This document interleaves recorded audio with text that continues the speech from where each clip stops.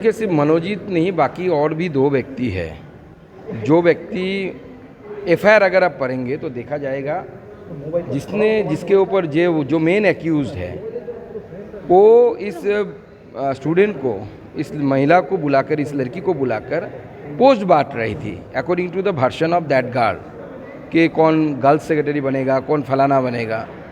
तो इसका मतलब है वहाँ पे हर कॉलेज में तो कौन सा ऑर्गेनाइजेशन चलता है, टीएमसीपी का ही ऑर्गेनाइजेशन चलता है। तो वो जो मेन एक्यूज्ड है वो भी, और जिसके बारे में आप बात कर रहे हैं ये भी, इसके साथ तो फोटोज़ भी है बहुत सारे नेताओं के, सभी टीएमसी से रिलेटेड है। कब आप फोटो कैसे डिलीट करेंगे? सोशल मीडिया में फ़ोटो है, आप डिलीट नहीं कर सकते। अभिषेक बनर्जी के साथ फ़ोटो है जो दर्शाता है कि they are associated with TMC.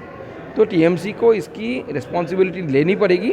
और मैं बोल रहा हूँ सिर्फ इस कॉलेज में नहीं, हर कॉलेज में ऐसे नेक्सस बन चुका है, ऐसी चीज़ें हो रही কাউকে এত পাওয়ার দিয়ে রাখবেন তো স্বাভাবিকভাবে তাই হবে।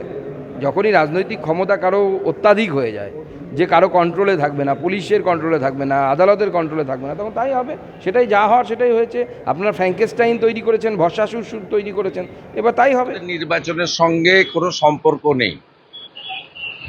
কলেজ এবং ইউনিভার্সিটিগুলো কন্ট্রোল করছে মূলত তৃণমূলের গুন্ডারা, তোলাবাজরা, ধর্ষণকারীরা, এবং এদের প্রত্যেকের বয়স 30 ঊর্ধ্ব, কেউ কেউ 50 ঊর্ধ্ব আছে।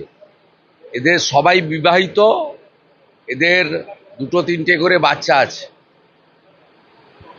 এরা এই জায়গাগুলোকে আখড়ায় পরিণত করেছে এবং অধিকাংশ কলেজের গভর্নিং বডির প্রেসিডেন্ট এই ধরনের ভাইপো গ্যাংয়ের লোকেরা। অতএব এর সলিউশন একটাই, মমতা ব্যানার্জিকে সরাতে হবে। এর কোনো সলিউশন নেই, এটা ননস্টপ চলছে, চলতেও থাকবে।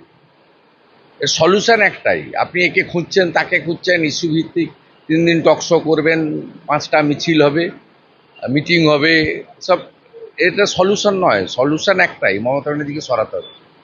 বাংলা খবর, আপনার রাজনীতি, আপনার আওয়াজ।